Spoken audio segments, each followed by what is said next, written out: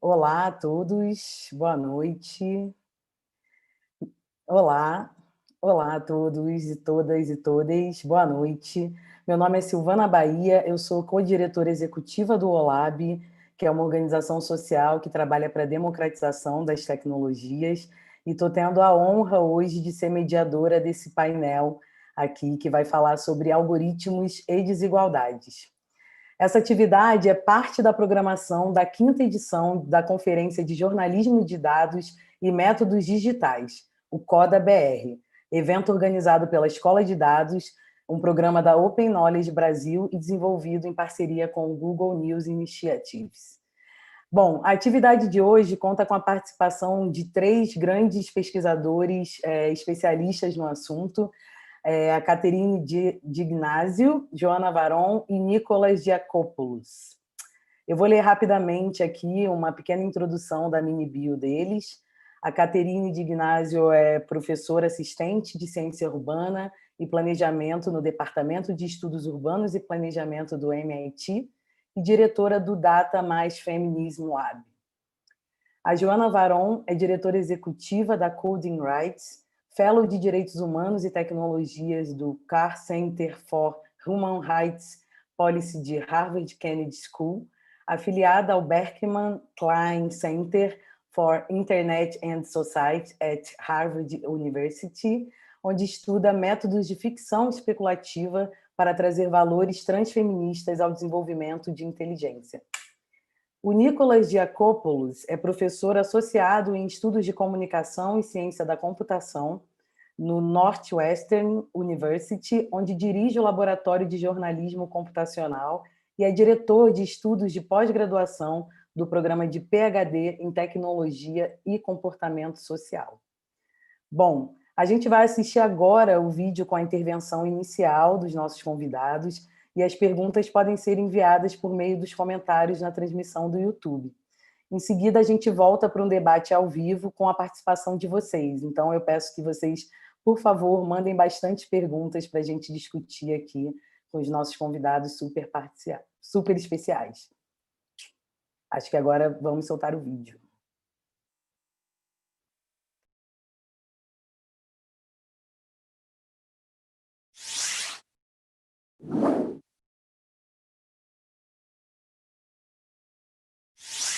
Hello, welcome today. It's a true honor to be here with you. My name is Catherine Dignazio, and I'm an assistant professor of urban science and planning at MIT, Massachusetts Institute of Technology, based in Boston, Massachusetts.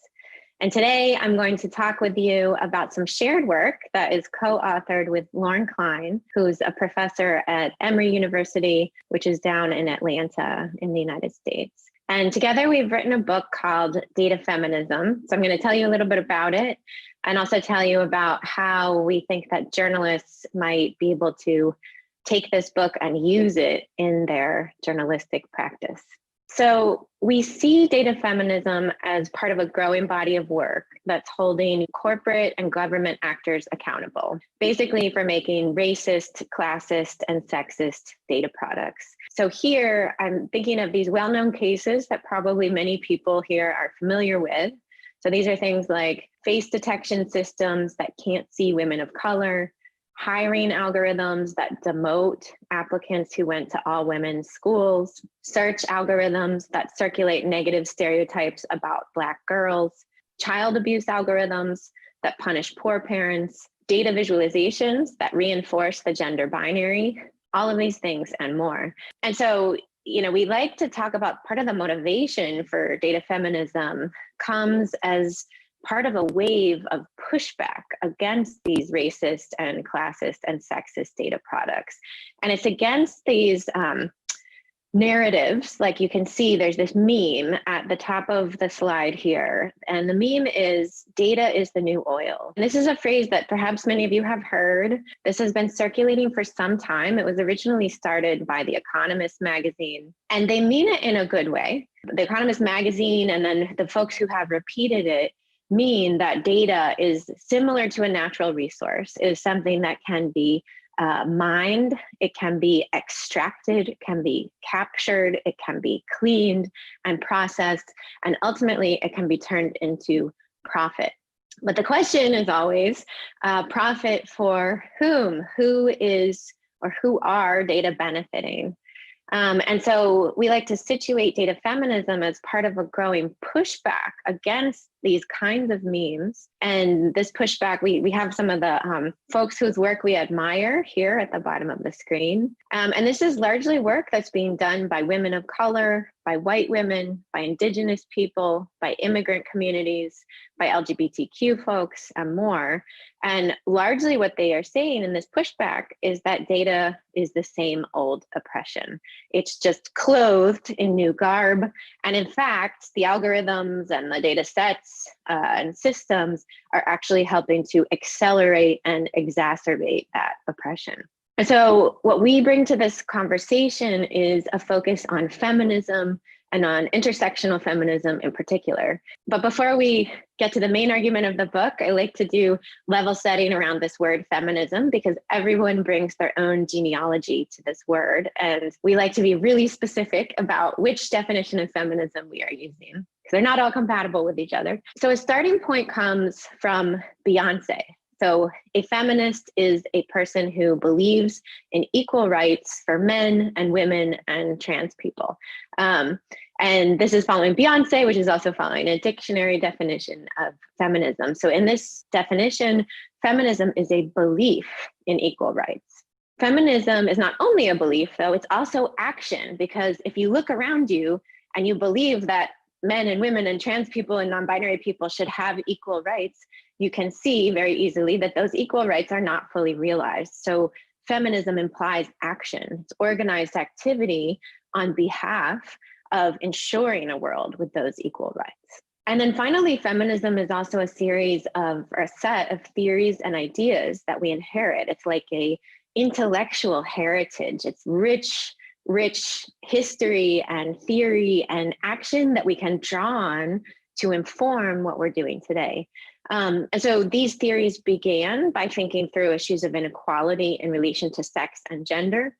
But the past 40 years and our current reality have brought many more dimensions of inequality into the conversation, including things like race, class, sexuality, ability, and others. And so then this leads to the most important takeaway of this level setting, which is that feminism in the year 2020 must be understood as being intersectional. So intersectionality is a term coined by the legal scholar Kimberly Crenshaw, who's here at the bottom right. And she uses this term to explain how social inequality cannot be explained by only one dimension of difference. So we can't only think about gender or sex when we're thinking about inequality. And we have to talk about the intersection of many forces that produce it. So sexism, yes, but also racism, classism, imperialism, and so on. So the key thing to understand about intersectionality is that it's not just who am I as an individual person, but it describes these structural forces of power that act and intersect and operate in ways that are not linear and describe the effects on different groups of people. And it's just really important to acknowledge that this work on intersectionality is the work of women of color feminists and of Black feminists in particular. So that's sort of where we situate our definition of feminism. And so what they say is intersectional feminism is not only about women, it's not only about gender, it's about power, who has it and who doesn't. And so in today's world, data is power. We see that in that meme from The Economist. We see that in the tangible way that the big 5 tech companies are larger than, the GDPs of most nations in the world. We see that in where resources are allocated and so on. And so our argument here is that data science actually needs feminism, because this is the way that we can help that power be challenged and changed. And so if we ever hope for data science to do social good, we need to bring intersectional feminism into the equation. So in writing the book, Lauren and I reviewed lots of prior work in academia and activism and feminist histories and actions. And from this review, we drew up these 7 principles that for us encapsulate the most important aspects of intersectional feminism as they relate to data and to data science. So our goal here in the book was to operationalize feminism for data science, to say, like, how is feminism useful for data science? How do we draw from it to change some of our underlying assumptions? And how do we guide the work of people who are already working with data, people who want to work with data, or people who want to refuse to work with data, because refusal is also a valuable and viable political option at all points of the process. And so these are the 7 principles. Each chapter in our book is structured along one of these principles, and we try to go into depth and give examples of these principles in action and people that are already, we're not just saying this is how it should be, we're showing you the people that are already working with data in these ways. And so there's not time to go through all of these principles. I am going to show you a couple of examples of them. The one thing I want to draw your attention to here is that we have the opening 2 chapters of the book are about power. And this is because this analysis and then this challenging of power, these are so central to the feminist project. This is really what's at the core of the feminist project. So in the book, we tell the story. So this is thinking about the principle examine power, this first principle of data feminism. In the book, we tell the story of the artist Mimi Onuoha and her efforts to collect what she calls missing data sets. So these are data sets that a reasonable person might expect to exist. So these are things like the number of citizens killed by police, the number of women versus men versus non-binary folks with cases of coronavirus. But in fact, these data sets do not exist.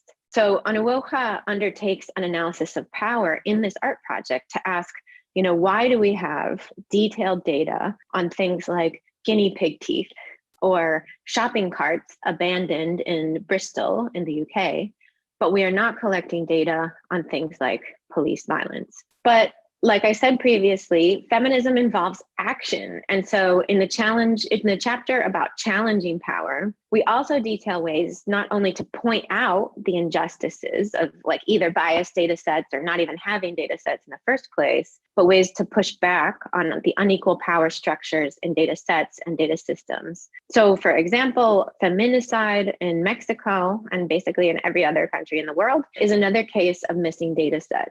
And so we tell the story of Maria Salguero, who she resolved to head straight towards the problem and collect the missing data herself. So we frame this work. So she's been counting feminicide in Mexico for almost 5 years. And we frame this as feminist counter data collection. So collecting counter data in the face of these data gaps. And this is actually one of the ways that journalism can be most powerful in the face of power imbalances. And finally, data feminism principles apply not only to collecting data and analyzing data, but also to the visualization and communication of data. So one of the key contributions of feminist thinking is to dismantle false binaries. So often feminist philosophers start with the gender binary, the man-woman, right? But as we say, behind a binary, there is always a hierarchy. And the gender binary has men on top, women on the bottom, and non-binary folks don't even exist. They are erased in that equation. But there's many other false binaries which are gendered, and they show up in work with data science. So for example, the false binary between reason and emotion. And in the book, we use the 2 charts that are depicted here to argue that emotion has been exiled from data communication, thanks to Edward Tufte, partially, but that both feminist philosophy and visualization science have shown how we need to bring emotion back into the equation and how it's central to perception, to learning, and to understanding. So the final point I want to make, and that we really emphasize in the book, both by telling and by showing you, is that data feminism really insists on an expanded definition of data science. So the data science that we depict in the book isn't defined by the size of the data sets or the credentials of the people who are undertaking the work, because most of the time, these kinds of things are used to exclude women and people of color from the field, as well as to exclude work whose primary contribution is socio-technical rather than purely technical. If we expand our definition, then we can clearly see that some of the most exciting work in data science today is being undertaken by artists, journalists, humanists, community organizers, and activists. And so finally, I want to wind up with a slide of thinking about what can journalists do in terms of operationalizing these principles. This is kind of a long slide, so maybe you can pause the video when you view it later. But basically really thinking about examining power. How do you really put as the target of your analysis, interrogating and exposing inequality, both in data sets, but also in the world. Challenging power by collecting and visualizing counter data, auditing algorithms, which is a method that we talk about in the book, teaching newcomers to the field. You can think about how do we elevate emotion in data storytelling, think about how we consider context in data sets, so fact checking for data sets, embracing pluralism, thinking about how do we do participatory data science and participatory data journalism projects, and finally really thinking carefully about how we make the labor of data visible. There are so many stages in that data processing pipeline, and much of the work that goes into it is invisibilized. So that's it from me. Thank you very much. And I encourage everyone to get in touch with me, check out the projects that I'm working on. I run the Data Plus Feminism Lab at MIT, and we would love to hear from you. Thanks a lot.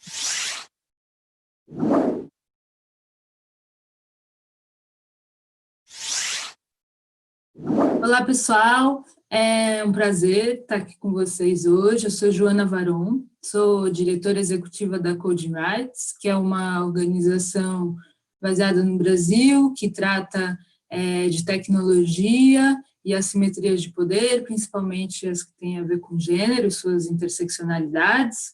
Sou também fellow de Direitos Humanos e Tecnologia do Carr Center, da Kennedy School de Harvard, e afiliada do Berkman Klein Center de Harvard. E eu vou falar para vocês de algoritmos e desigualdades de gênero. Eu vou começar com uma história que aconteceu essa semana mesmo.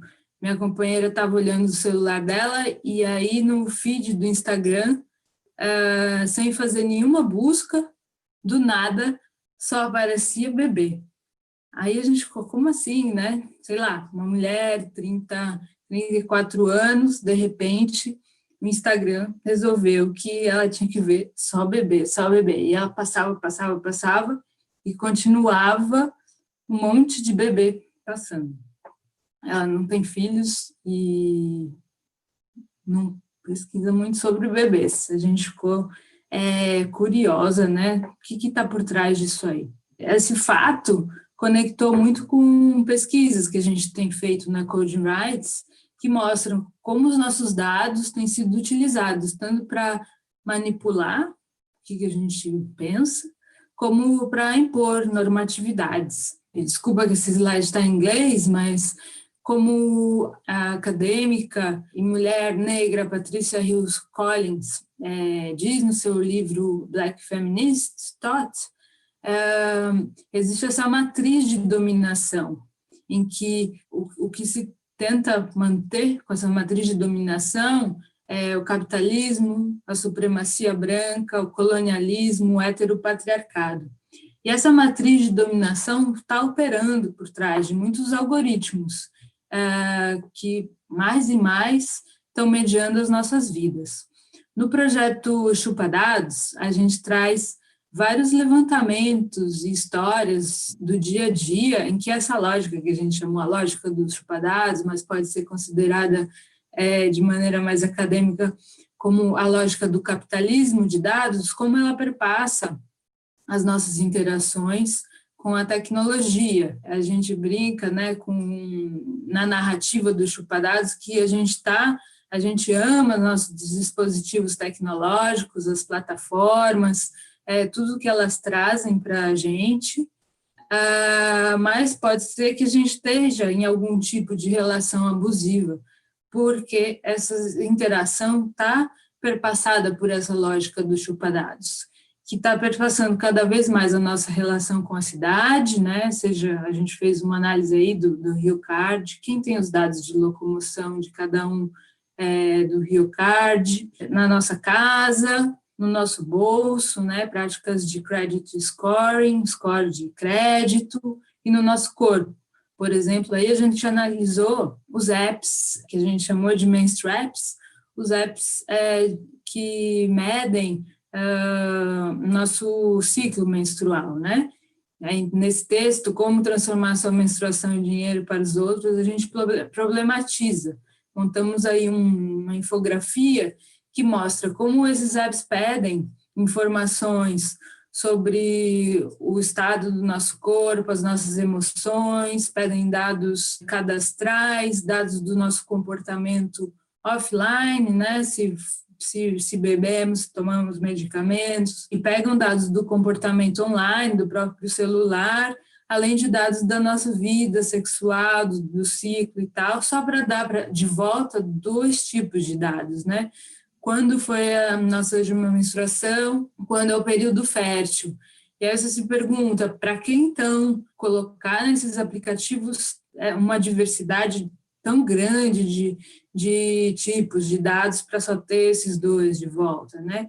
E por quê? Porque tem todo esse mercado por trás, tem apps que, inclusive, descobriu-se até que muitos desses apps são financiados por campanhas anti-aborto. Um outro artigo, a gente problematizou justamente a publicidade direcionada, né? Tem a ver um pouco com o filmezinho que eu mostrei no princípio. E aí a gente perguntou para pessoas, para mulheres e pessoas não binárias, vocês têm recebido anúncios estranhos? Aí muitas reclamaram, eu recebo anúncios que têm a ver com emagrecer ou se encaixar em determinado padrão de beleza.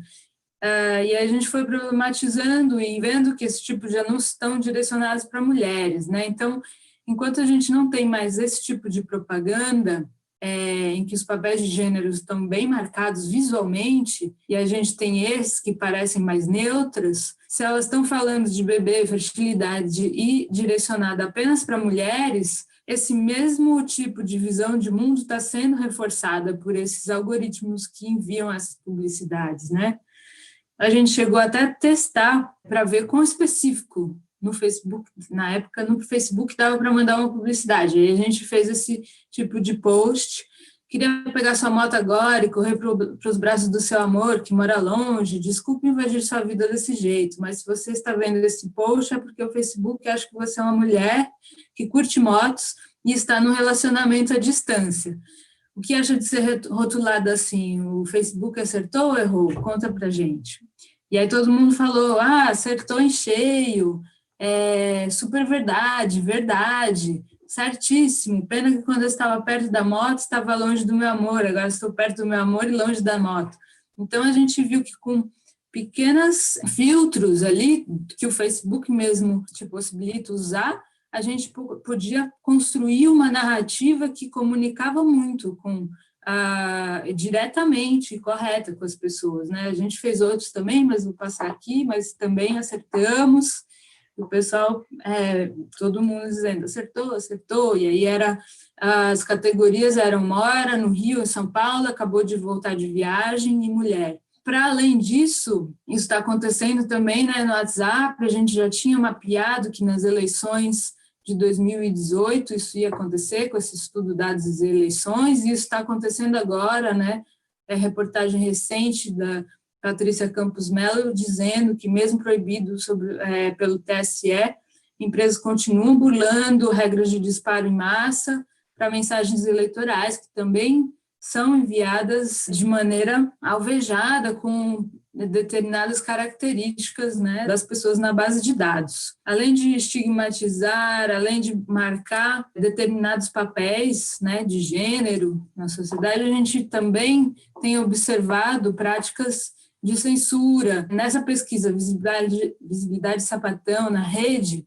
por exemplo, a Camila Marins relata, como muitas outras, que a palavra sapatão, que é usada pelo movimento, era censurada no Facebook. Então, outra prática em que o algoritmo censura palavras de empoderamento da própria comunidade, né? A gente chegou a sentir essa censura quando a gente postou essa sapinha no dia da visibilidade lésbica, e ela também foi censurada pelo Instagram. Então, é um algoritmo que foi lá e talvez leu aí, sapatão, e fez cair, né? Então, a gente tem práticas de censura, práticas de vigilância, que geram, né, manipulação, violência.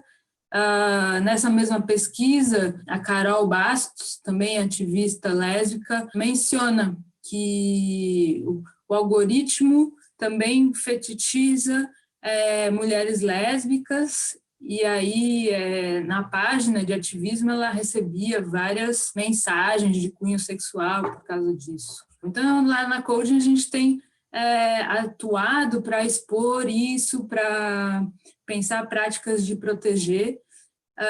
proteger. Esse é um exemplo, as Safe Hermanas, é um exemplo em que a gente traz em GIFs algumas dicas de segurança digital, enquanto essas plataformas operam dessa maneira, né? Eu vou passar outro exemplo de denúncia, de produção de dados para a gente mostrar essa violência online, essa outra plataforma, Treta Aqui, que está focada em violência política que está acontecendo nas eleições. Então, qualquer uma que se sentir atacada e que tem a ver, né, com candidaturas atacando ou sendo atacadas, pode denunciar na plataforma do Treta Aqui. O que está por trás de tudo isso, né? A gente consente para essas plataformas o uso dos nossos dados, que às vezes é utilizado para violência de gênero, violência política, com um simples clicar de botão, né? Nesse estudo, a gente comparou as qualificadoras do consentimento nos debates feministas e nos debates de proteção de dados, e viu que nos debates feministas a gente tem muitos outros qualificadores para o consentimento, sendo que todos eles, na proteção de dados, se manifestam com um simples clicar de botão, do concordo. E aí, como diz a Sarah Ahmed, a gente está privada da possibilidade de dizer não, e como tal, não pode haver um consentimento se você está privado do não, né? Porque a consequência seria a exclusão digital. Então, o que acontece se essa lógica que já é assim passa para nas plataformas, se a gente passa para a questão da inteligência artificial, dessa lógica em que dados são a solução para todos os nossos problemas.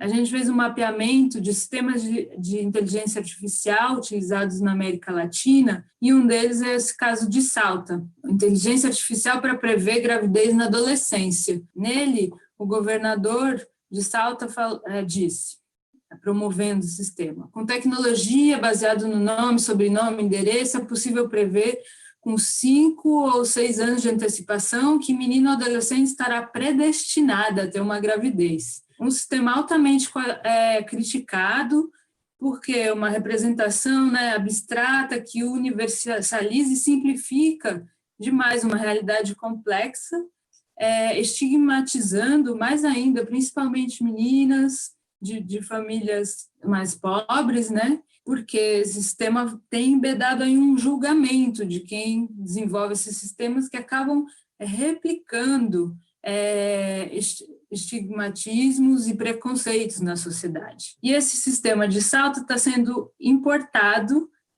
para o Brasil.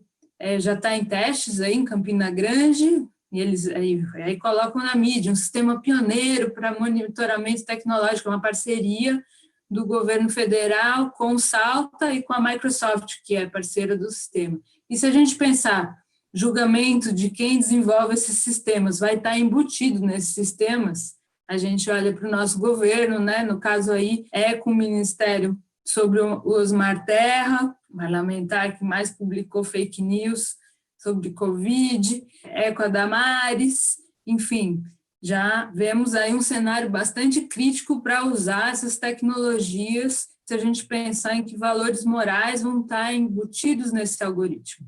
E, para terminar, a gente está nesse momento em que esse governo está pedindo e está dizendo e tomando ações para uma maior vigilância. Logo mais a Code vai lançar esse estudo que é sobre o cadastro base do cidadão, essa mega base de dados, que está sendo composta com base num decreto que o Bolsonaro aprovou ano passado. A gente fez uma análise disso, deve sair aí nas próximas semanas. Nesse contexto em que se fala de IA BIM paralela, né?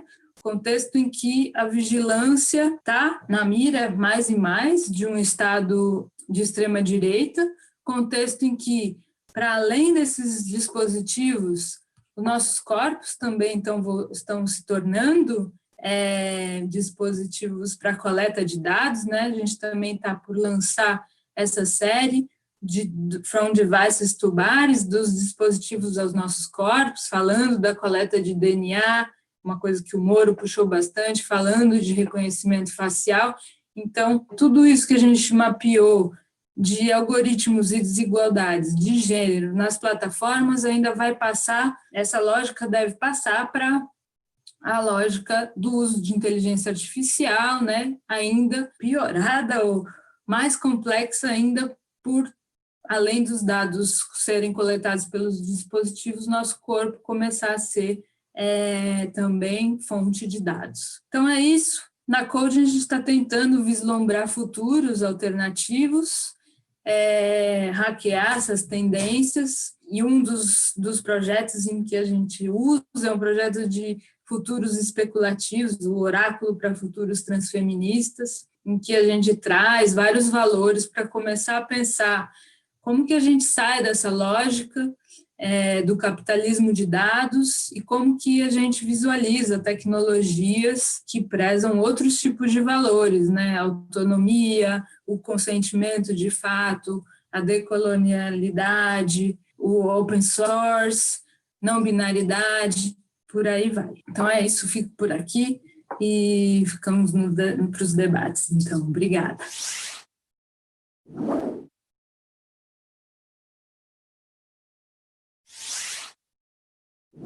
Hi, everyone. I'm Nick Diakopoulos, a professor of Communication Studies and Computer Science at Northwestern University, just outside of Chicago. At Northwestern, I direct a research lab called the Computational Journalism Lab. The goal of the lab is primarily to study the impact of advances in algorithms and automation on the production and dissemination of news information in society, drawing on fields like digital journalism, computational social science, and human-computer interaction. We use everything from computational to qualitative methods to study algorithmic and AI-driven news media. So today, I'm very happy to be able to join the panel on algorithms and inequalities at Coda.Br and to share a few of my thoughts on this topic ahead of time with you all. Actually, I've just spent the better part of the last couple of years writing a book on the topic of algorithms, automation, and AI in journalism. It's called Automating the News: How Algorithms Are Rewriting the Media. The book covers a lot of terrain related to the automated and algorithmically driven production of news media, everything from computational story discovery to automated content production, the use of news bots on social media, and algorithmic distribution and optimization of content. So a lot of the book is about how algorithms get used in journalism and by journalists. But the book also has an entire chapter on the idea of what I've been calling the algorithms beat and the topic of algorithmic accountability reporting more broadly. So what is algorithmic accountability exactly? The basic idea is that, as algorithms become more pervasive in society, not only in journalism, but more broadly in society, how do we hold them accountable for their decisions and their actions? How do we investigate and explain algorithmic decisions that arise in society? And how can researchers, journalists, and other stakeholders characterize the bias and the power and the influence of algorithms? In practice, algorithmic accountability isn't just about the technical side of algorithms, right? Algorithms need to be understood as composites of technology integrated together with people, including designers, operators, owners, and maintainers in very complex socio-technical systems. And so algorithmic accountability is really about understanding how those people exercise power within and through the algorithmic system. And it's the people who are ultimately responsible for the system's decisions. So slowly, a beat on algorithms is coalescing as various journalistic skills come together with technical skills to provide the scrutiny that algorithms deserve. Now, in deciding what constitutes the algorithms beat in journalism, I think it's pretty helpful to first define what's even newsworthy about algorithms. So let's walk through a few of the different angles that I've seen reported. First off, we can talk about errors and mistakes that algorithms make. Algorithms can often be newsworthy when they make specific errors or mistakes in their classifications, predictions, scoring algorithms, and filtering decisions. For instance, an algorithm might falsely deny someone a benefit they should receive from the government, or it could score someone in a way that leads to negative social consequences, like a bad credit rating score. Algorithmic errors can lead people to miss out on an opportunity, like a job offer or even an invitation to a job interview. Another angle we can talk about is various forms of legal and social norm violations. For instance, algorithms can create privacy issues when they use data they shouldn't use, or when they infer personal information that may be sensitive in nature. Of course, there are many possible normative and legal issues we might be on the lookout for as journalists. A good starting point, I think, is to look at human rights as a broad category and ask whether an algorithm is somehow infringing on some of those human rights. If the answer is yes, then chances are there's going to be a good story there. We can also talk about stories stemming from human misuse of an algorithm. As I mentioned, algorithmic decisions are often embedded in larger decision-making processes in systems that involve a constellation of people and algorithms integrated together into a socio-technical system.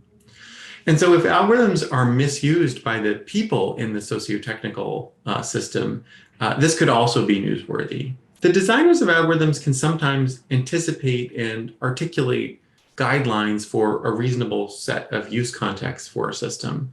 And so if the users or the operators of an algorithm ignore these guidelines in practice, that can also be a story of negligence or misuse of the system. Finally, the last area, and probably the one that I think receives the most attention when it comes to reporting on algorithms, is their role in discrimination and unfairness. So, since algorithms oftentimes learn from data and the data definitions and collection processes that feed these systems can be biased, these data biases can easily be transmitted into the algorithm and into the decisions that the algorithm ultimately outputs. And so algorithms are in sort of a unique position to really perpetuate systemic biases, things like racism and sexism. Because algorithms can scale up and they can be applied to many, many people, there's a danger of amplifying and reinforcing some of the worst biases in society. And so really what we need is more of what I would say an anti-ist perspective when it comes to designing algorithms with societal implications.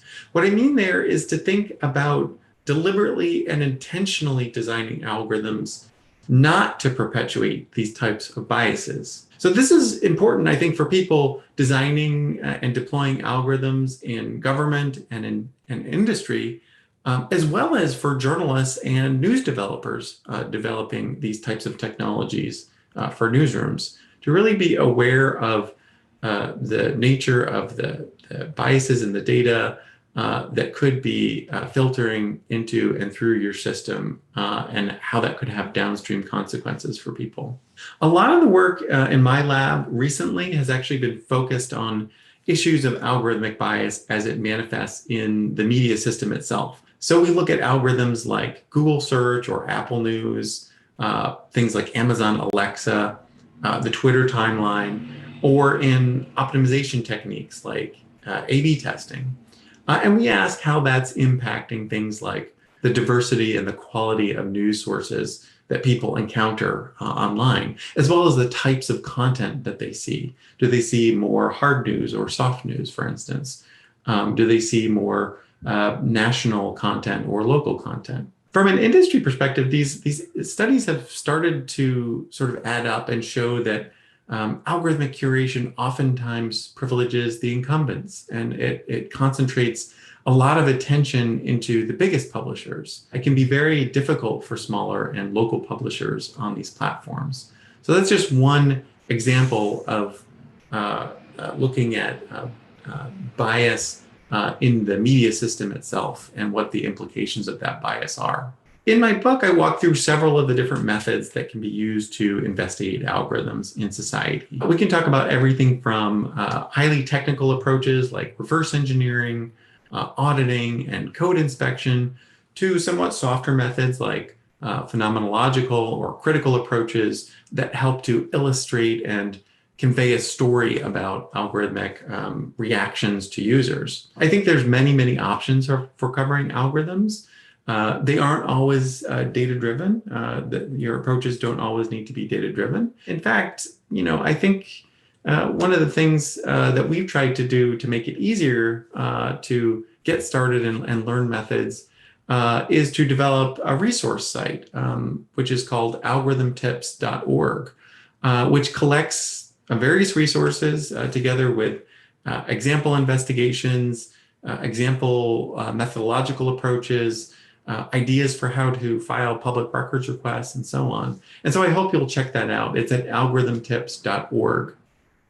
If you do go to Algorithm Tips, you'll see that we're also curating a database there, which is meant to try to lower the barriers to journalists looking to find out about algorithms in use in the US government, across all levels of government, including federal, state, and local. Every week we do targeted web scraping to collect thousands of documents that talk about algorithmic decision-making that have been posted to government websites. We then rank those documents using a machine-learned model that scores those documents on topic relevance.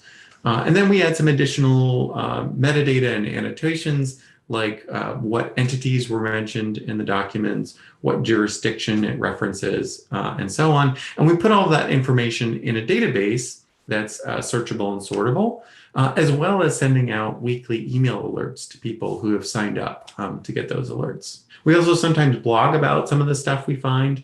For instance, over the summer, we turned up instances of local governments developing algorithms for tracking COVID-19, or using algorithms in their hiring processes, like doing facial analysis types of approaches to feed into human resources and hiring decisions, which can obviously be quite biased. And these types of approaches have gotten some attention when used in private industry, but I think probably not as much attention as they warrant, particularly when they're also starting now to be used in government. I will say one of I think the most striking things to me about doing this Algorithm Tips project is just realizing to what extent smaller governments are also building and using algorithmic decision-making tools. And I think that just underscores that we also need more local scrutiny on algorithms, and that it's not just a national beat. Anyway, the site is currently built out for the US, but we're also excited about and looking into ways to expand internationally. And so I hope you'll check it out at algorithmtips.org. In addition to checking out that site, you may also be asking yourselves, what can you do to get started in reporting on algorithms? First of all, I would just say that some awareness of algorithmic decision-making in society should, I think, help open your eyes to the ways in which algorithms could be impacting people in unfair ways. I think whenever you can find a person who has been negatively impacted by an algorithmic decision, it's an important story to tell, even if it's just an anecdote. So, focusing on those negative outcomes, I think, is an important first step. It's not always easy or possible, really, to explain exactly why an algorithm was unfair or discriminatory. There's just a lot of factors that are difficult to pin down. in these very complex systems. It could be the data, it could be some machine learned model, it could be the people in the system who are using the algorithm in different ways. And so it's very difficult to distinguish what's going on. But I think as reporters, an important first step is to just publicize negative outcomes when you recognize them and draw attention to those issues. And that can be sort of the initial step toward getting attention on the issue, rather than trying to explain exactly how a particular form of discrimination came about from an algorithm. The other thing I'd add is that a lot of the published algorithmic accountability reporting that I've seen tends to be done in teams. And I think that's for a good reason.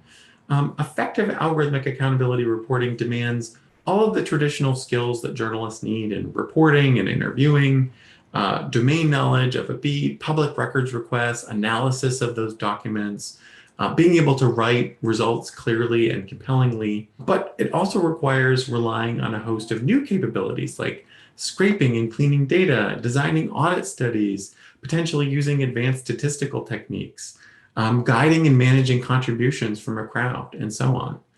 And expertise in these different areas can obviously be distributed on a team, or even with external collaborators, as long as you have good communication and leadership. In this way, I think a method specialist can sort of partner with different domain experts to try to understand algorithmic power in a wide variety of social domains. I should mention that there's a growing community of academic researchers who are also interested in these topics and who attend conferences like the Fairness, Accountability, and Transparency Conference.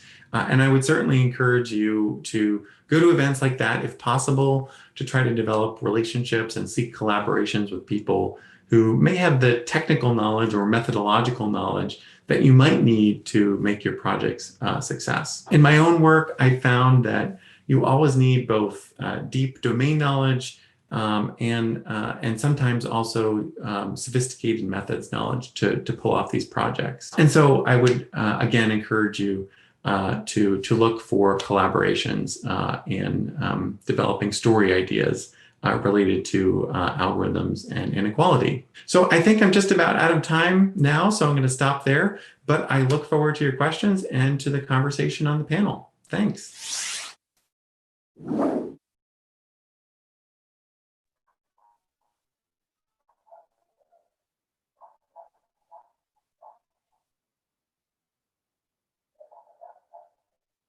Bom,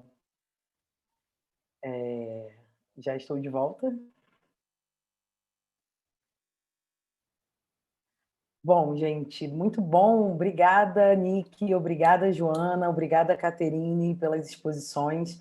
Eu acho que vocês trouxeram muitos conteúdos, né? E super importantes, assim, para a gente refletir, né? Como que as desigualdades também estão sendo acirradas, né? Ou aumentadas, muitas vezes, pelas tecnologias. Eu queria convidar todo mundo que ouviu, né? Para começar a mandar as perguntas. Eu vou começar aqui com uma pergunta minha e aguardo a pergunta da galera. Eu fiquei ouvindo vocês e tendo vários insights e pensando muito sobre essa ideia que esse ano eu ouvi a professora Safia Noble, que escreveu o livro Algoritmos da Opressão, ela falando sobre como a gente tem usado a inteligência artificial, né, e os dados de um passado para prever os futuros, né? E esses dados que são produzidos nesse passado, né, olhando para esse passado, são dados que carregam muito do que vocês falaram, né? A questão do racismo, do machismo colonial, essa industrialização dos dados que a gente vê hoje, né? Que são dados que também estão ajudando a gente a construir futuros, né, ou a pautar futuros, eles já vêm carregados de vieses, né? E eu me pergunto muito como que a gente vai, de fato, construir um futuro ou futuros que caibam mais pessoas, né? Eu queria perguntar para vocês, eu acho que, em geral, esses debates sobre tecnologias, desigualdades e formas de opressão que as tecnologias elas também exibem, né, e reforçam, eu geralmente vejo que esses debates eles estão muitas vezes nichados, né? Eles estão dentro de bolhas ou de pesquisas ou dentro do ativismo. E uma grande dúvida que eu tenho, e até dentro do meu trabalho, é como que a gente amplifica, né, esse debate de uma forma um pouco mais popular, né? Como que a gente consegue criar linguagem para que pessoas que não são do campo da tecnologia também possam compreender quanto que isso afeta a vida das pessoas, né? Então, a minha pergunta é, como que a gente cria ponte entre questões mais técnicas, né, sobre a tecnologia e questões sociais que também são atravessadas pelas tecnologias? Eu vou pedir para a Caterine falar primeiro e a gente segue a ordem, depois Joana e depois o Nick.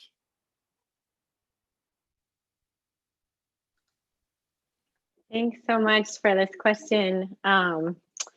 I actually was just starting to write it down because I was like, oh, there's like 5 questions here. So I think one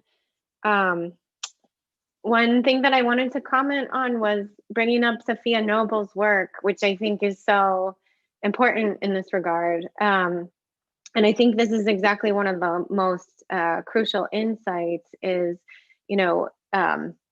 there's actually a saying in computer science and in programming, like garbage in, garbage out, right? Like you can't take in very flawed, racist, sexist data and then magically produce something that is going to be fair for everybody. And so I think this insight about the past, and it's also an insight about what are the limitations of approaches of big data, right? Because the data that we have are about things that have already happened. And when they're about things that touch on especially human beings, and especially when they're about things that relate to systemic oppression, which are things like crime and the criminal justice system, or things like credit scores, or things like hiring.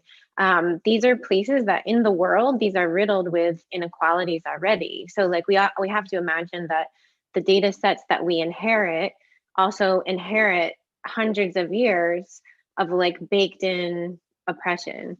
And so what machine learning is really like, it's like machine learning and AI are kind of wonderful techniques when applied in the right way, but they can only do so much. They're not magic, so like they can't magically give us a criminal justice system that's not fundamentally broken and flawed. That's not something that they can deliver. And so I think it's very important to realize that, first of all, is that we are always using history to predict the future. And so when history is flawed, which it always is, we are using that history to inform the future. So we are making a future that mirrors the past. And that's not a good thing. And if we're talking about like racism and sexism. And then I think the other thing that we need to think about is this relationship between the individual and the group in relationship to AI and algorithms, because in many cases, these techniques work by grouping, by aggregation, by looking for statistical patterns. But then often what we use them and apply them to do is work that looks for patterns at like a group level, and then uses those to score an individual person, either a credit score, a risk assessment score, some kind of like predictive, how good of an employee will this person be, or whatever.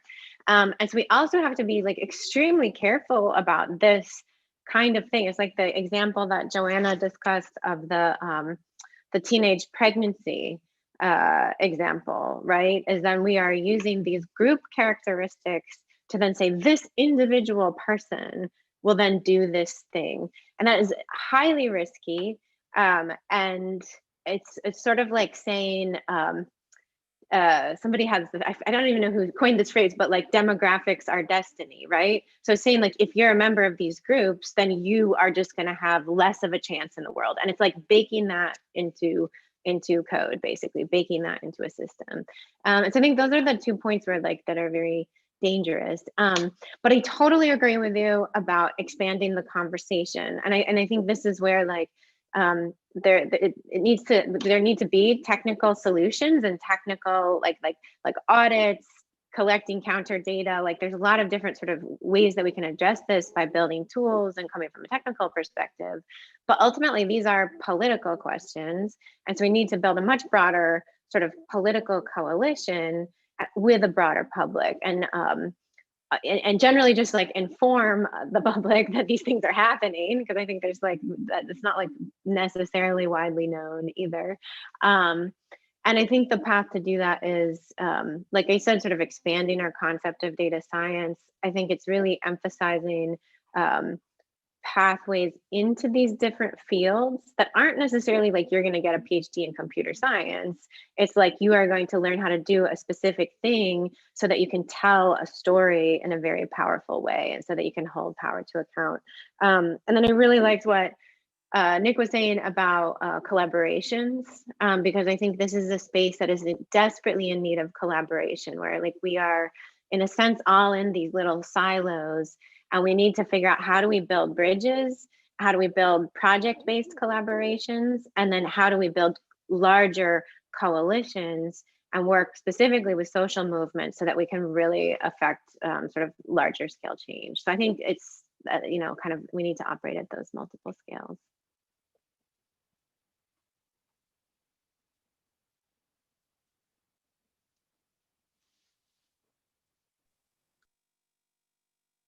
Eu continuo, Sil, mesma pergunta? Muito bacanas as apresentações, estou também aqui cheia de ideias de como essas apresentações se complementaram, né? Sobre a sua pergunta, eu acho que um elemento importante é conseguir justamente trazer essas narrativas, né? Trazer o storytelling, trazer e é um pouco também o que o Nick estava apontando, né? Da perspectiva do jornalismo, mas também de outras produções de mídia, para aproximar, trazer esses casos, essas anedotas, narrativas, que isso está acontecendo, não é uma visão futurística distante, distópica, né? E trazer para a vida real, para o cotidiano. A gente tentou fazer um pouco isso com os casos dos chupadados, porque às vezes a discussão de tecnologia, do jeito que ela foi construída, e até a mudança do conceito do que é tecnologia foi afastando pessoas, né? Tecnologia é para quem é tech, para quem é coder, é desenvolvedor, né? Mas a gente tem tecnologias ancestrais, teve um corte aí que é colonial também nesse próprio conceito de tecnologia. Então, eu acho que tem um trabalho aí de narrativa, de entendimento de que somos todos apropriadas e apropriados para pensar tecnologias, para questionar tecnologias, e aí, com essas narrativas e casos do dia a dia, romper essas bolhas, que também são feitas com algum propósito, né?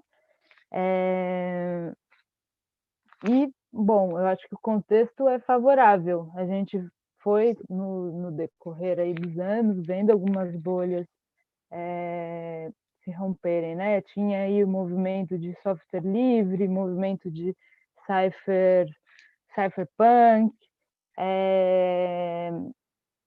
mas foram acontecendo escândalos, né? Revelação do Snowden, Cambridge Analytica, todas as questões de desinformação e fake news, mais e mais movimentos sociais que entendem, né, problemas da vigilância, começam a olhar tecnologia, mais e mais o movimento feminista, né, todo o tema da violência de gênero online também foi abrindo. Pena que são, né, escândalos e desafios, mas vão abrindo aí os campos, e uma das missões da Coding Rights é justamente tentar, né, fazer essas pontes, principalmente com o movimento feminista, mas eu acho que movimento de dados abertos, a gente precisa, para começar a trazer essas histórias, né, de algoritmos, precisa também do conhecimento do movimento de dados abertos, né? Então, também o que a Catherine falou, quebrando esses silos para poder trazer essas histórias da vida real de um jeito que não é segregador, uma linguagem que não é segregadora no sentido de você tem que entender como que se audita um algoritmo para entender por que está tendo preconceito, bias. Não, né? A gente está sentindo já nos nossos corpos. Estamos sentindo censura das plataformas, estamos sentindo várias formas, né, de opressão desse algoritmo já. Então, as narrativas têm um papel fundamental, e aí toda a criatividade é bem-vinda. E um ponto importante é o contexto, né? Eu acho que no Brasil, na América Latina, a gente tem que também começar a fazer mais e mais narrativas sobre racismo e outras formas de discriminação, todas as suas interseccionalidades e os algoritmos, da nossa perspectiva. Muitos dos livros que a gente cita ainda são de pesquisadoras negras maravilhosas, mulheres super inteligentes do norte, mas aqui a gente tem um outro contexto também, né? Que é colonial dos dados, é colonial das empresas. As empresas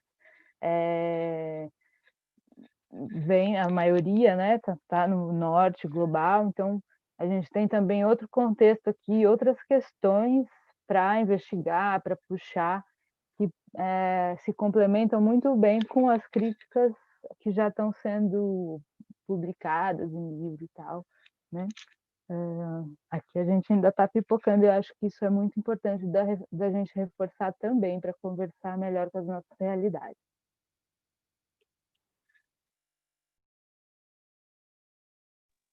Sem dúvida, Joana. Queria ouvir o Nick, por favor.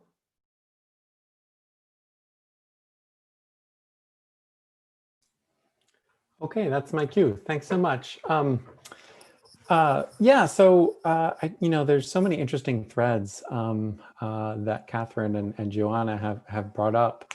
I mean, I guess I could maybe add a couple of things. One of the things I've been thinking about is how, whether we're talking about AI or human intelligence or animal intelligence, the environment around the AI or around the human or the animal is really formative in terms of how that intelligence evolves, what it can learn, how it interacts and adapts to its environment, and essentially like what data is that intelligence able to perceive about the world.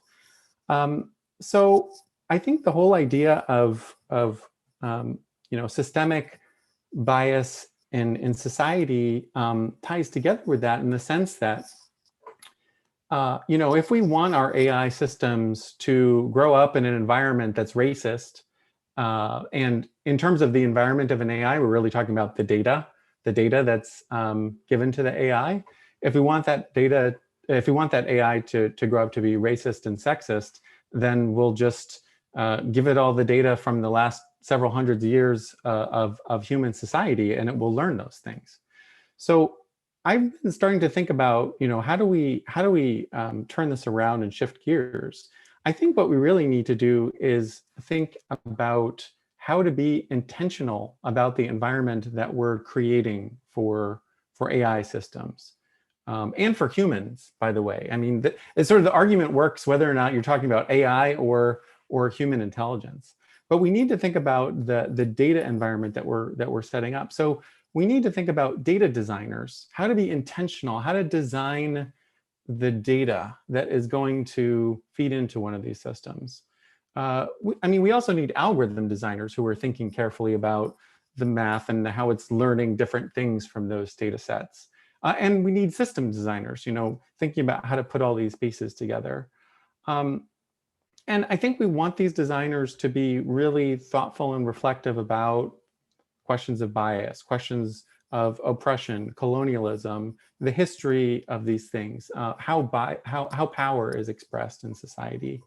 And we want these designers to think very carefully about their values, about the values of their organizations that they're working for, about broader societal values, and think about how those values are designed into these systems, these data systems, these algorithms, and these larger systems.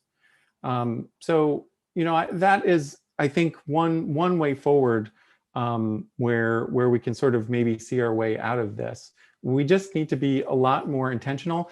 And I don't know that we necessarily know how to train those designers yet. I mean, I think we're starting to pull together the right pieces from things like, you know, feminist theory and bring that together and start to understand some of the issues and how to think about educating a data science workforce to be thoughtful about this. The other thing I kind of wanted to pick up on was, you know, the part of the question that was about kind of building bridges. You know, I think I totally agree with Joanna in terms of storytelling. You know, I think that's incredibly important to be able to broaden you know, the appeal, for lack of a better word, but sort of broaden the audience for these types of stories and grow awareness. And I think there are some great sociologists who are helping to do that. I think, you know, some of the books that have been cited, like you know, Race After Technology by Ruha Benjamin. You know, these types of efforts, I think, help to expand and get the word out. The other thing that I think I would add, though, is, you know, to think about the governance structures that we put around these AI systems. And I'm thinking particularly about how to sort of mesh networks or build networks between the kinds of sociologists and thoughtful technologists who are maybe starting to think about a lot of these issues, and maybe you know, your day-to-day software engineer or data scientist who might be working at, you know, XYZ startup or XYZ Silicon Valley company. And you know, one of the efforts that I've seen there that I think is interesting is the partnership on AI. And I've been participating in some workshops that they've been running in some working groups. And I have to say, it is sort of a helpful exercise in starting to break down some of the barriers and start those conversations, engaging people who are coming much more from the tech side on some of these broader issues. And, you know, I think everyone does understand that it's a political problem. It's a politics problem at the end of the day. But I think we also need to give, you know, just regular engineers more machinery, more vocabulary to think about and act on some of these questions of bias and power in technological systems. So I'll stop there and I'll kick it back to Silvana. Muito obrigada, Nick, Joana e Caterine. Eu acho que tudo isso que vocês falaram, né? A gente, na verdade, tem muito mais pergunta do que resposta sobre esses desafios que estão colocados para a gente. E só queria comentar uma coisa que a Joana falou, que eu acho que realmente, assim, a gente está sempre muito pautado, né, pensando no Brasil, por uma bibliografia, por referências do hemisfério norte, né? E acho que organizações como a Coding e outras também estão interessadas em como que a gente lida com a nossa realidade a partir de um olhar mais focado no sul global, né? Porque a gente sabe que existem também muitas diferenças sobre contextos e a forma que isso também acaba atingindo as pessoas. Eu vou começar a ler aqui algumas perguntas que chegaram, e aí perguntas direcionadas. Vou fazer a primeira para a Caterine, é uma pergunta da Fernanda Campuniti, acho que é assim que se pronuncia, e a pergunta é o seguinte: Catarine, se você puder comentar eu queria saber qual foi a sua experiência de interação dos movimentos feministas tradicionais com o tema do feminismo de dados. É um desafio para nós conectar com os movimentos de direitos humanos com temas de dados abertos em geral. Então, se você puder comentar um pouco como que você fez, né, como foi a sua experiência nessa interação entre os movimentos feministas tradicionais e a questão dos dados, né, é o que a Fernanda gostaria de ouvir, e nós também.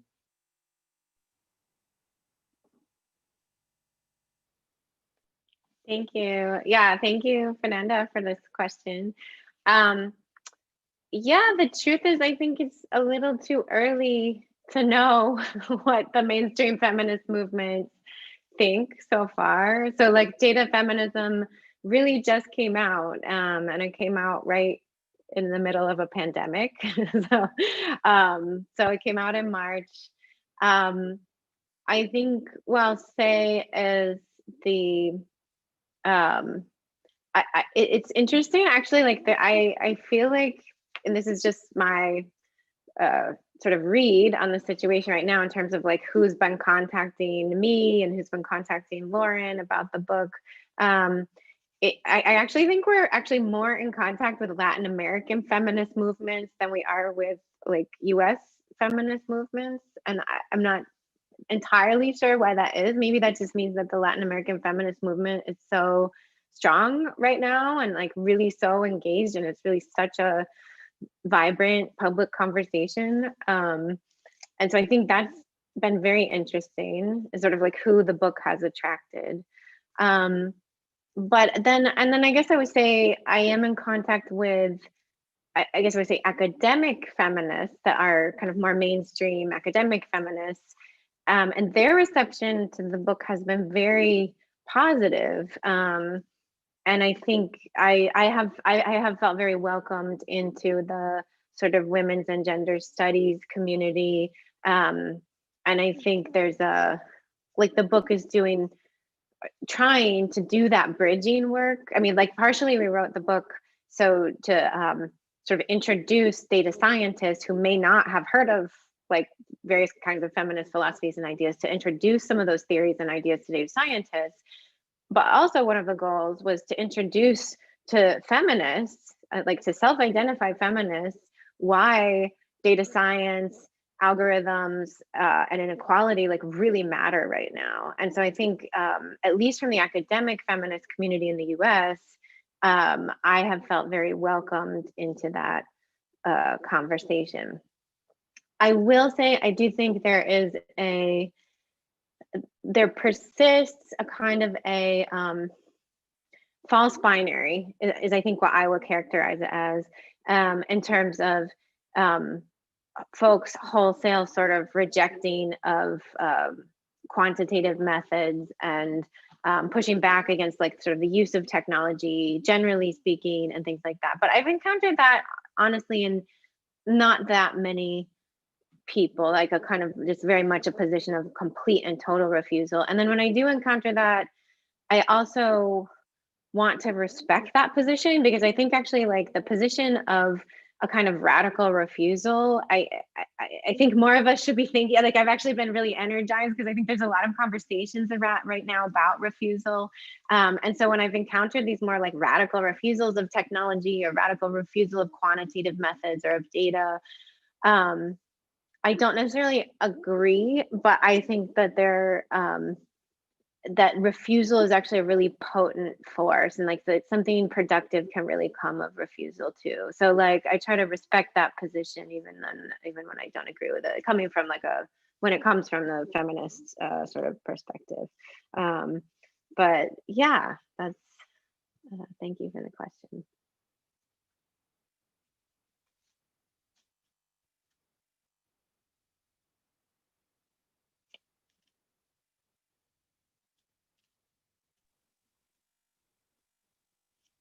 Tá aí, Sil?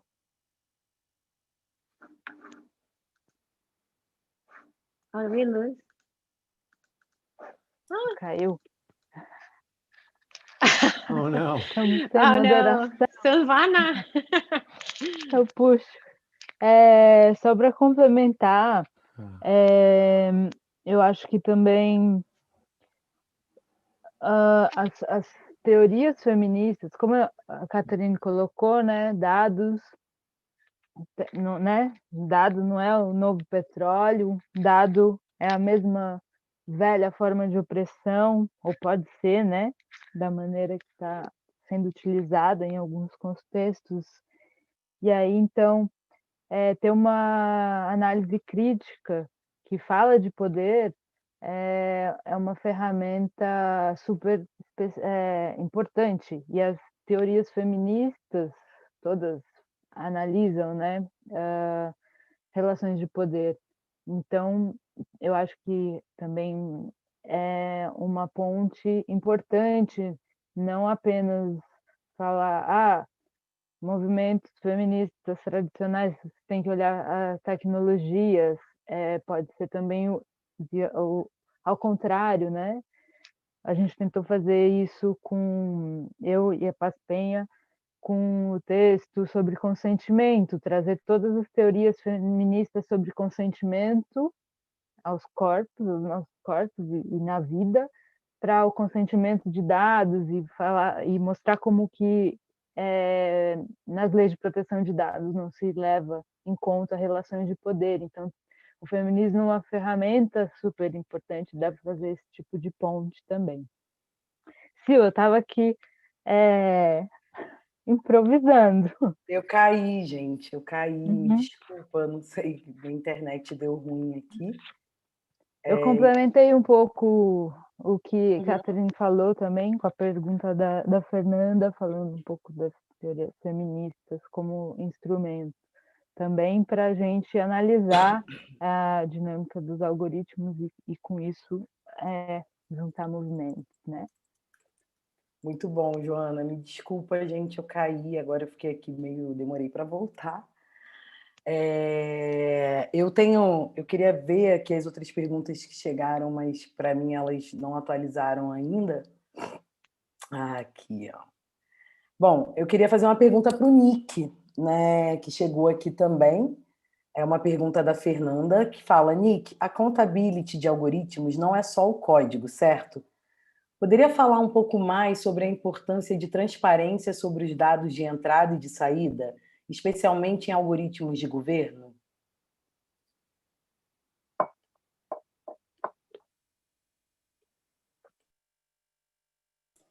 Sure. Yeah. Thanks for the question on that.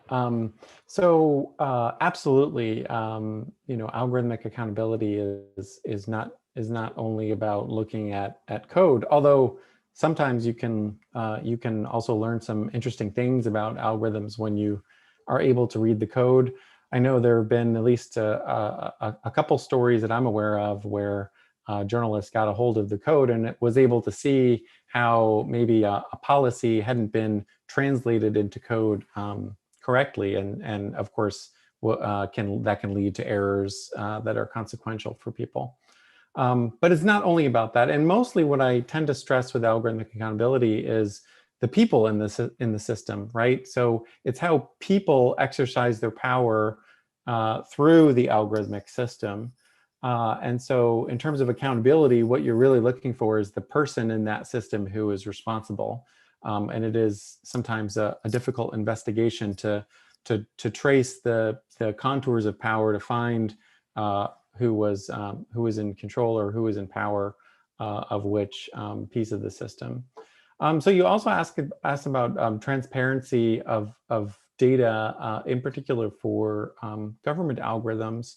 And yeah, that's an important one. I mean, a lot of data journalists spend time submitting public records requests for data sets that are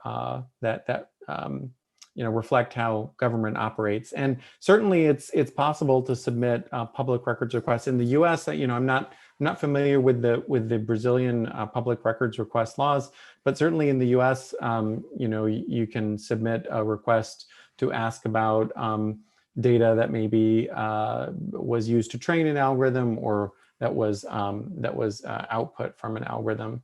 But it's a little bit tricky, and it does kind of relate pretty specifically to the way that the laws are written. So in the U.S. context, the government isn't required to generate new data in response to your public records request.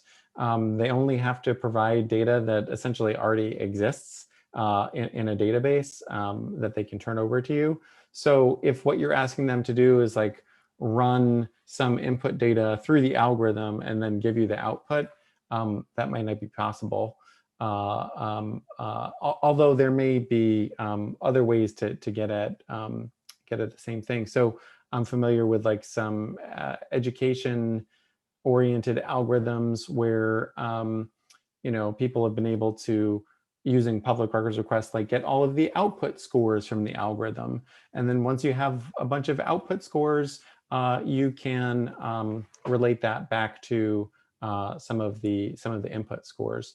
There's a good example that I mention in my book out of Chicago. There was a predictive policing system there that was in operation up through last year, I believe, and some journalists managed to file a public records request, get all of the data fields that had been used to train the predictive policing model, and then they also got the output score. And when you have both of those things, then you can do some fun reverse engineering things, like build another model and look at the weights of the different factors and try to assess how those different pieces of data are impacting the score. So certainly, if there is data available, there's some interesting stuff you can do with it. But your mileage may vary depending on the responsiveness of your local jurisdictions and your legal environment for requesting data from government agencies. Perfeito, Nick. Muito obrigada. Queria fazer uma pergunta também que chegou aqui para a Joana, da Carol Moreno. Ela pergunta: Joana, o Facebook tomou... Só um minuto, gente. O Facebook tomou medidas para impedir que os apps que rastreiam anúncios sobre eleições nos Estados Unidos, né? Que caminho que você vê para rastrear essas desigualdades nas publicidades nas redes sociais? Pergunta da Carol Moreno.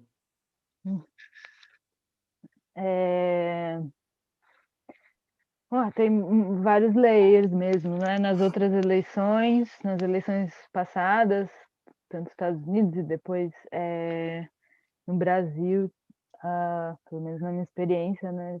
A gente também chegou a fazer um plugin para mapear anúncios, que chamou Fusify Me. Um pessoal de Londres levava um projeto que era Who Targets Me, quem me alveja, né? E aí essas ferramentas eram ferramentas importantes para ter alguma transparência sobre as práticas de publicidade. Não sei se o Who Targets Me, mas o nosso parou de funcionar por mudanças mesmo no código lá do Facebook. E aí a gente tem, então, a transparência, uma coisa, transparência de atores, sociedade civil, academia, analisando, outra coisa, a transparência que as próprias plataformas podem dar para a gente, né? Todo o debate acerca do que foi chamado no Brasil PL de fake news, mas que, na verdade, o nome do PL é sobre transparência. Esse projeto de lei tem vários pontos super polêmicos e ruins, mas tem pontos bons no sentido de obrigar a transparência das plataformas sobre anúncios e também sobre, ainda está em debate, né, mas sobre o funcionamento dos algoritmos para a distribuição desses anúncios. E aí, nesse sentido, pressão de lobby também tem funcionado, né? O caso lá Sleeping Giant e Sleeping Giants Brasil, eu acho que tem sido um caso de sucesso, não é de transparência, mas é de pressão para que as empresas entendam aonde está indo o dinheiro delas, porque justamente não há transparência nem da forma como vários intermediários são colocados na distribuição dos algoritmos. Às vezes não há transparência nem para quem contrata anúncios, né? Então, a resposta à transparência que ela seja tanto das plataformas, né, ativa, quanto também de sociedade civil e aí precisa, eu acho que uma legislação também tratando desse tema é importante a gente discutir. Isso aí está parado agora um pouco com as eleições, mas deve voltar para a pauta aqui no Brasil. Bom, muito obrigada, Joana. Também a gente está chegando aqui no finalzinho aí, com 4 minutos para encerrar esse painel. Eu queria desde já agradecer a presença de vocês, as exposições, assim, acho que deu muito elemento, muito repertório para a gente poder pensar essa discussão, né? Principalmente a gente aqui no Brasil que tem olhado para isso com mais qualidade, eu acho que nos últimos tempos. E eu queria pedir para cada um fazer uma consideração final, né, sobre o tema e sobre a participação e o trabalho de vocês. Vou começar pela Caterine.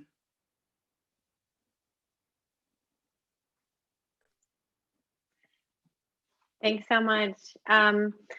No, just it was a pleasure to be here, and I think that I see the work of this conference actually as doing some of this important bridging work, bridging between different communities. And I just think we need more events, more opportunities, and thinking about what are some of the ways that we can create structures where people come together and like how do we incentivize those bridging connections too. So like I think that's one of the things that we're up against is, capitalism provides this great structure for technologies to get built in Silicon Valley and scale around the world. And so we have to think of like what are alternative infrastructures where we can foster these bridging connections, where we can learn together, where we can incentivize each other to come. So it's not always extra work for everybody to volunteer to do with their time. So I just want to like recognize that the space that this conference is providing is a really important space, and I've really enjoyed speaking with you all. So thanks.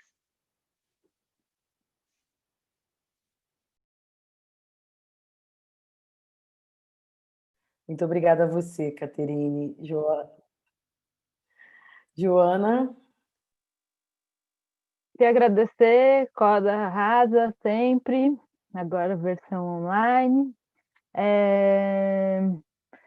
Na fala eu dei spoiler de 2 coisas que vão sair, uma essa análise desses decretos e da implementação desses decretos do Bolsonaro sobre essa mega base de dados, que não é uma mega base de dados, mas os decretos deixam que as bases de dados compartilhem bases de dados do setor público, e isso nesse contexto de governo Bolsonaro é bastante crítico, e eu acho que a gente precisa também de mais narrativas e de olhar sobre isso, então fiquem de olho que logo mais vai sair pela Coding. Queria aproveitar que estamos no Coda e dizer que temos aqui um monte de história para cavar e estamos precisando de jornalistas de dados e tudo mais para se somar, então cheguem aí, estamos aí.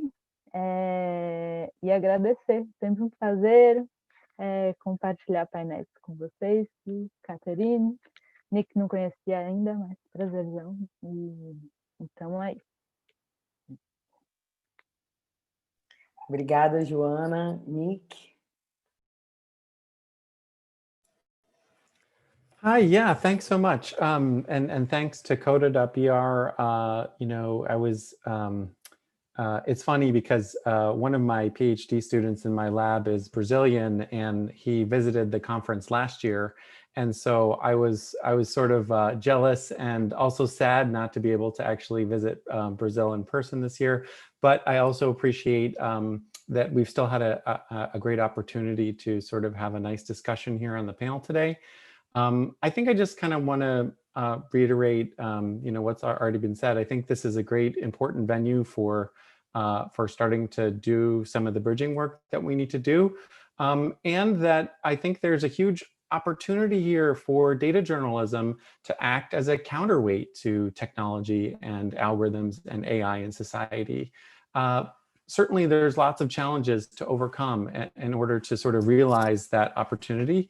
We need more training. We need more accessibility to government data and government algorithms so we can get started with investigations. We need good examples of how to apply methods and how to sort of do the statistical analysis we might want to do.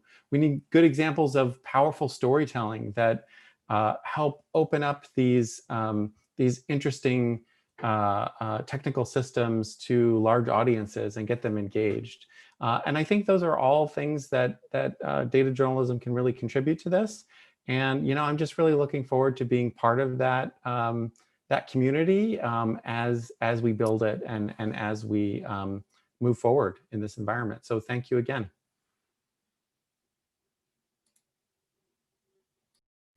Nós que agradecemos a participação de todos. Esse foi o painel Desigualdades e Algoritmos, ou Algoritmos e Desigualdades. A gente falou um pouco aqui o quanto que tecnologia também, quando mal usada, né, ou mal intencionada, pode reproduzir, reforçar, né, desigualdades. E também ouvimos sobre possíveis caminhos para solucionar um pouco, ou mitigar, né, um pouco desses efeitos negativos que as tecnologias também trazem, né? Acho que hoje a gente teve aqui uma grande aula de caminhos mesmo, né? De como pensar, de como procurar e como que a gente pode se relacionar, principalmente, com toda essa novidade que muitas vezes parece mais o mesmo mundo com uma roupa nova, e como que a gente também pode criar soluções. Eu agradeço muito a Coda.Br pelo convite, por estar aqui, ter a oportunidade de ouvir. Desculpa a minha ausência na hora que caiu a conexão, mas são os efeitos colaterais, os defeitos colaterais que as tecnologias trazem também. Agradeço a participação de todos e espero que a gente possa se ver em breve aí, conectando os trabalhos e as ações. Tá? Muito obrigada, gente.